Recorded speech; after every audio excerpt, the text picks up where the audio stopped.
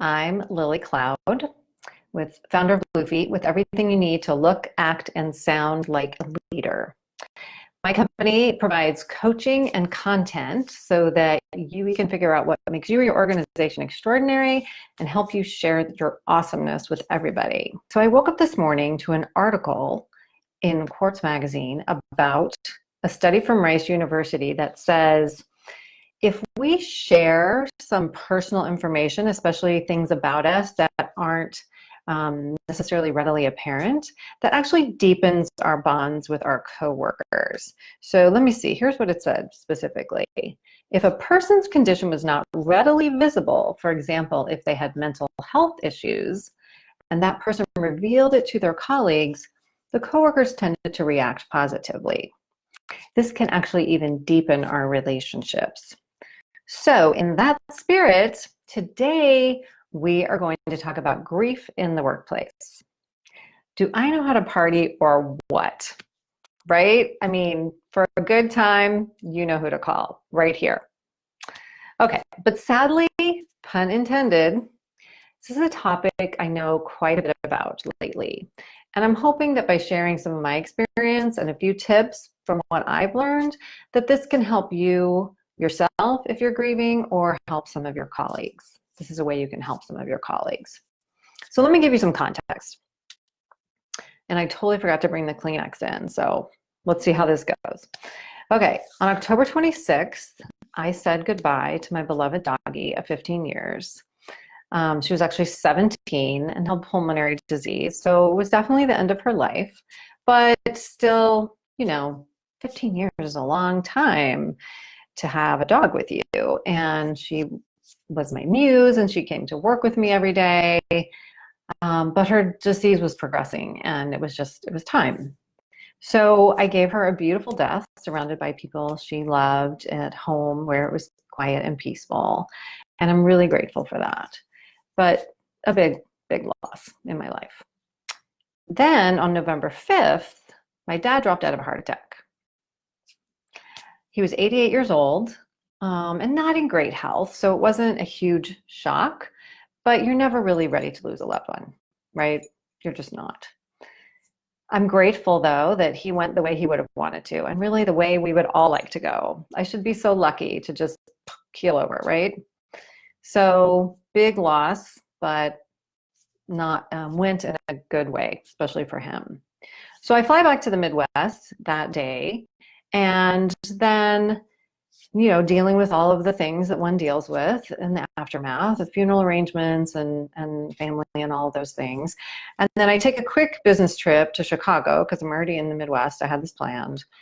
And my sister picks me up from the airport after this quickie trip to Chicago. And she says, "Did you hear about the fire?" And I'm like, "What fire? The fire in California?" And I had seen something on my little LA Times notices that pop up on my phone, but I was like, no. And she's like, "Yeah, there's been a huge fire in Paradise and like the whole place is burned down." So my brother had lived in Paradise for many years. Now he is still with us, but he lost everything but his life and his car fleeing the Paradise fire and then spent weeks camping out in the Walmart parking lot. So this all happened in 2 weeks. It was a tough 2 weeks. I have this theory that we, all the crappy things happen in life at once so we can get them over with and be happy the rest of the time. And this has certainly proven to be one of those times for me. That is for sure. So the thing is, after all the memorials and the cards and the services and all of the travel and the financial thing, all of the stuff that you have to do, then you're left with a big fat hole in your heart and you're just walking around in the world. And then you're supposed to go back to work. Really? When I was in the corporate world, a bereavement leave was 3 days. That was the bereavement policy, 3 days. What are you supposed to do in 3 days? Your brain isn't even functioning. My sister works in the corporate world and she works for a big company and she got 5 days bereavement leave when my dad died. Now, I recently learned that Facebook is giving 20 paid leave days for the loss of an immediate family member and 10 for an extended family member. That is a lot more like it. Because really, I mean, you're just, I don't know, I was numb and really you're on cognitive overload. I mean, I don't know how you're expected to work when you can't even hardly like tie your shoes, you know, truly. So the 20-day thing or 10-day thing, this is way, way better because yeah, in the first period, it's, you're just numb. So the thing is, of course, grief continues, you know, as it will. It comes in waves. And so in the immediate aftermath, people kind of get it, but afterwards they're, you know, they kind of aren't so sure about it, or maybe they don't even think about it. So I shared with a colleague or a friend from church that I still cried every day. And this was months after all of this happened. And he, who's a very empathetic person, was kind of horrified, actually. He was like, every day? Really? And I'm like, yeah, pretty much every day. I have to say that I am really grateful for the bathrooms at my office because they are like closets, which is great. So I have like my process. When I feel it coming on, and for me, it's like physical, almost like a really physical sensation. I just make a beeline for the bathroom. I head for the giant handicap closet, and I sit on the wall far away from the toilet, and I just sit there and I have my big cry. And then afterwards, I feel better and I go back to work. That works for me.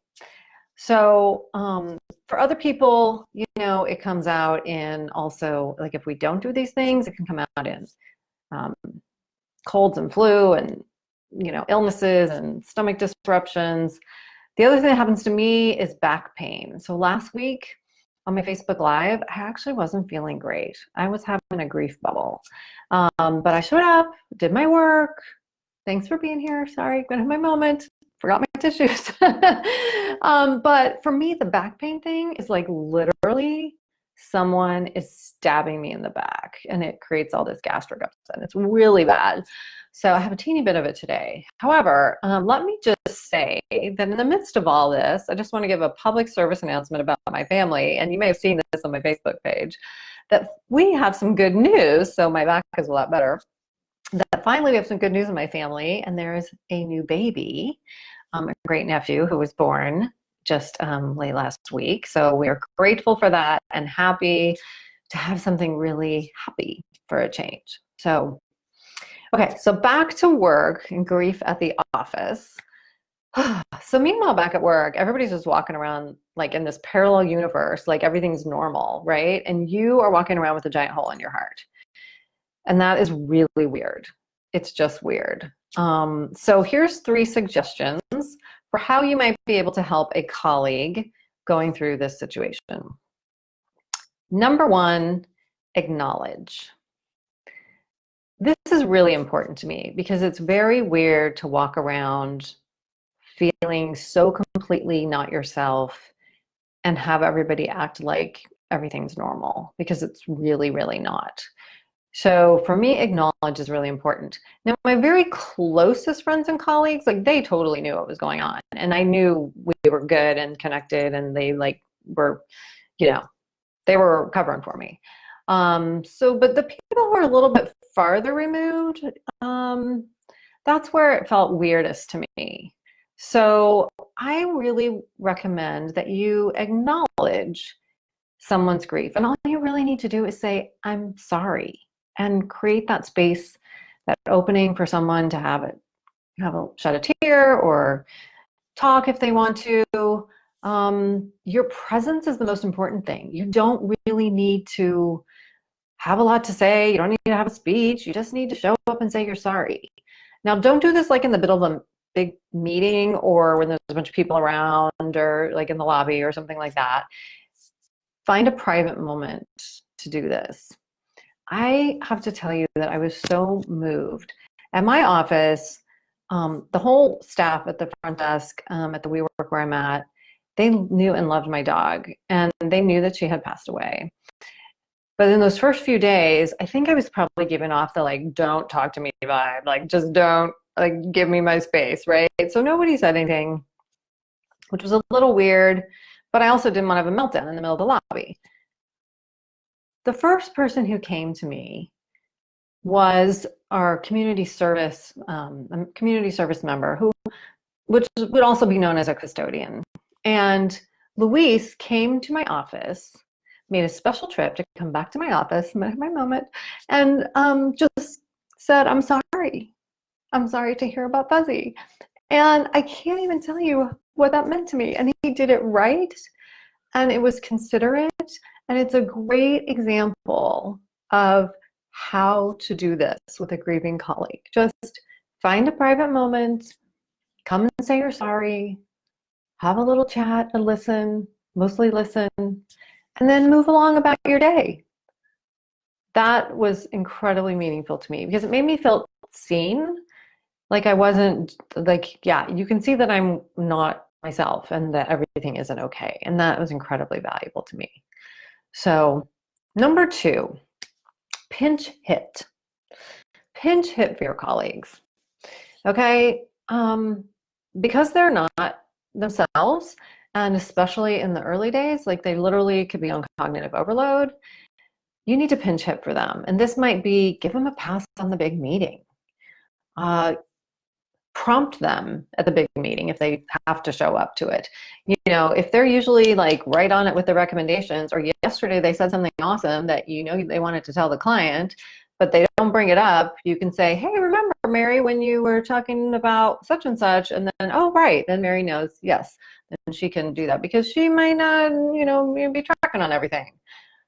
So step in, but don't like step on toes, but, you know, step in when they might need something. Take some work off their plate, really, because they just don't have the capacity. That's the bottom line. Take some work off their plate. And I've written a blog about this, and I'm going to post it so you can read more if you want more details and you want to maybe share it with a colleague. And the bottom line is expect less, be generous more, okay? And keep an eye on them. Grief is like a wave, except unlike the ocean where you can know the waves are going to go out, they're going to come back in. They're out, in, out, in. With grief, you'll be like out, out, out, out, in, out, in, out, out, in, out, right? You really don't know. You don't know when it's going to happen. And sometimes you think, oh, this is totally going to trigger me and this is going to happen. And then like nothing happens, right?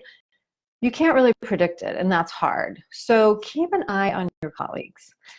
Don't hover, especially if you're a boss, don't make them feel like you're like checking in on their performance or anything like that, but just be aware. And maybe the important way is just to think about, continue to remember over months and even a year that this is a person who, you know, isn't really themselves and may still be having a hard time. So keep an eye out for them, and then jump in as needed with some of the things we talked about. Give them some extra mental health days, perhaps, or let them work from home a day a week. You know, it's a lot of work to get yourself showered and get your makeup on and pick out an outfit and fight the traffic and do all that's a lot of work when you don't have a lot to give. So just eliminating that once in a while could be a huge help to somebody, especially in the acute stages of grieving. Now, if you're grieving, ask for help. So think back to that study I mentioned in the beginning, and if you hadn't tuned in yet, you can check it out. It'll be on my blog also. The study by Rice University was saying sharing some personal information actually does help people bond. Not all personal information, but this is the type of information I think that can help colleagues actually like you more, you know, feel more connected to you. So, you know, you're human and you need to remember that. So think about, this isn't ideal, but I've done this in the past. Schedule a meltdown if you need to. I mean, I've done that, like held it all at bay, and then be like, okay, if I can just make it through the next 2 days or make it through whatever. And that quick business trip I took when I was back in the Midwest, I was like, I can do this for 24 hours. but that's it. And at the end, on my drive back to the airport in the taxi, I was like, can't believe I just did that. And now I'm having my meltdown. And that was okay, because I could go back to a place where I could do that. And I knew I could.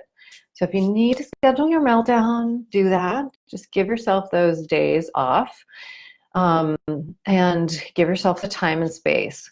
I'm personally not a fan of the let's just keep busy school. Routine is really helpful and important because it makes you feel normal. That's really true. However, I need the space to let myself, whatever is going to bubble up.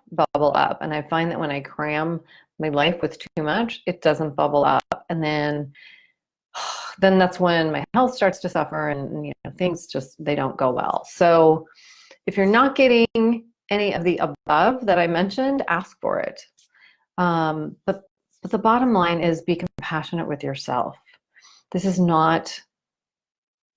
normal thing because it happens to all of us, but you're not your normal self. So be compassionate with yourself. And compassion with yourself is the foundation, the root for compassion for others. So it's a good thing. It's not oh, I'm spoiling myself or I'm selfish or whatever. It's like, no, have some self-compassion. It is the root of all compassion. And it is what's going to help you get through this period of time. So those are my thoughts about this. I really appreciate you tuning in. And do you have any tips for how you get through rough patches at work?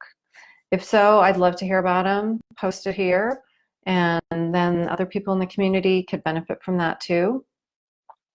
And I hope that if you are going through a difficult time, that you have the support that you need in your work and in your personal life, and that you also are a person, which I'm sure you are, a compassionate person who gives the support. It's just that it's easy when we're not the grieving person to just forget what's happening with others, with the person who is. And so hopefully this is just a reminder and a few tips about how you might be able to help. So thanks so much for tuning in. I will see you again next week. Have a good day.